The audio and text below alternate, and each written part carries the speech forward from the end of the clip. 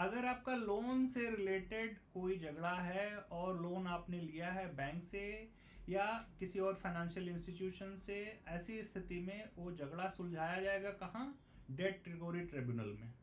Date recovery tribunal में अगर आप जाते हैं तो जो हेड होता है उस डीआरटी का, उसको कहते हैं पीओ, यानी कि presiding officer. Presiding officer district जज के लेवल के लोग होते हैं। कई बार वो एडवोकेट से बनते हैं और कई बार उसमें जो रिटायर्ड जुडिशियल ऑफिसर हैं उनको भी अपॉइंट कर दिया जाता है। तो वो लेवल होता है जो एडमिनिस्ट्रेटिव एक्टिविटीज होती हैं किसी भी केस के सिलसिले में, जैसे कि प्लीडिंग्स को कंप्लीट करना।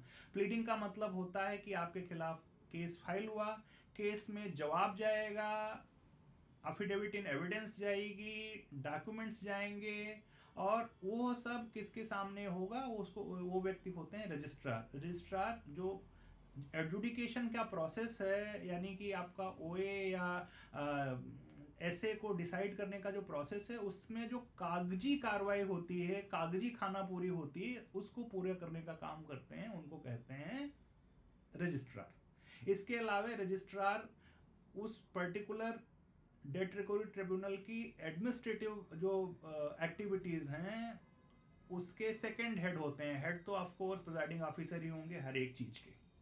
जब एक बार ओए डिसाइड हो गया, ऐसी स्थिति में निकलता है रिकवरी सर्टिफिकेट। उसको एग्जीक्यूट करने की जो अथॉरिटी होती है उनको कहते हैं रिकवरी ऑफिसर। आपको हर डीआरटी में एक से ज्यादा रिकवरी ऑफिसर मिलेंगे, और वो रिकवरी ऑफिसर भी जो second schedule of income tax act है उसके तहत उनकी जो नियमावली है उनके अनुसार रिकवरी का काम करते हैं। या एक तरीके से कहें, वो टैक्स रिकवरी ऑफिसर की कैपेसिटी में जितने भी अधिकार हो सकते हैं वो सब अधिकार डेट रिकवरी ट्रिब्यूनल के जो रिकवरी ऑफिसर है उनको होते हैं। इसके अलावा होती है रजिस्ट्री। रजिस्ट्री का जो हेड है वो होता है रजिस्ट्रार। रजिस्ट्रार के नीचे हो सकते हैं सब रजिस्ट्रार। जब आप डॉक्यूमेंट एग्जीबिशन करने जाते हैं तो यूजुअली सब रजिस्ट्रार के पास ही होता है। सेक्शन ऑफिसर होते हैं। सेक्शन ऑफिसर के नीचे तमाम सारे क्लर्क होते हैं। आपको कोई सर्टिफाइड कॉपी लेनी है तो आप काउंटर पे जाएंगे और सर्टिफाइड कॉपी की एप्लीकेशन देंगे, तो वहां उसको कोई क्लर्क रिसीव करेगा। लेकिन अगर जो आपको सर्टिफाइड कॉपी मिल रही है उसमें किसके सिग्नेचर होंगे? तो या तो असिस्टेंट रजिस्ट्रार होंगे या रजिस्ट्रार, यानी कि एक ऑथेंटिकेटेड कॉपी आपको मिलेगी, और उसकी बेसिस पे आप आगे जाके चाहें तो अपील कर सकते हैं। अपील कहां करेंगे? अगर रिकवरी ऑफिसर के ऑर्डर के खिलाफ आप अपील कर रहे हैं तो उसी डीआरटी के अंदर ही अपील करेंगे।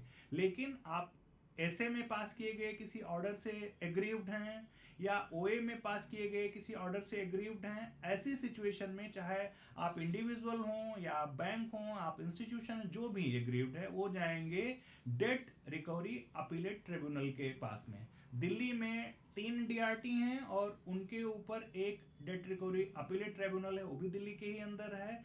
लेकिन उनके जुरिस्डिक्शन में दिल्ली के अलावे जो चंडीगढ़ में डीआरटी हैं, 3 वहां भी डीआरटीज हैं, उनका भी जुरिस्डिक्शन, यानी 6 डीआरटी का जो जुरिस्डिक्शन है वो डेट रिकवरी अपीलेट ट्रिब्यूनल जो नई दिल्ली में है उसके पास है।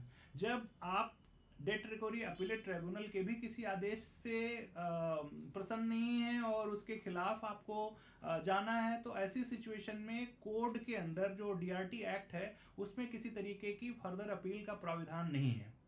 अब आपको ये जान के खुशी होगी कि जहां भी इस तरीके का कोई फर्दर अपील का प्राविधान नहीं होता, ऐसी सिचुएशन में आप हाई कोर्ट के सामने जा सकते हैं उनके रिट जुरिस्डिक्शन में 226 में। तो अगर आप डेट रिकवरी अपीलेट ट्रिब्यूनल के किसी आदेश से प्रभावित हैं और उसके खिलाफ आप उसको चैलेंज करना चाहते हैं तो आपको जो जुरिस्डिक्शनल हाई कोर्ट है उसके सामने में रिट लगाई जाएगी और वो रिट डिवीजन बेंच सुनेगी। और वहां से भी अगर आप असंतुष्ट हैं तो आपके पास केवल एक आखिरी ऑप्शन है कि आप स्पेशल लीव पिटीशन में सुप्रीम कोर्ट जाएं।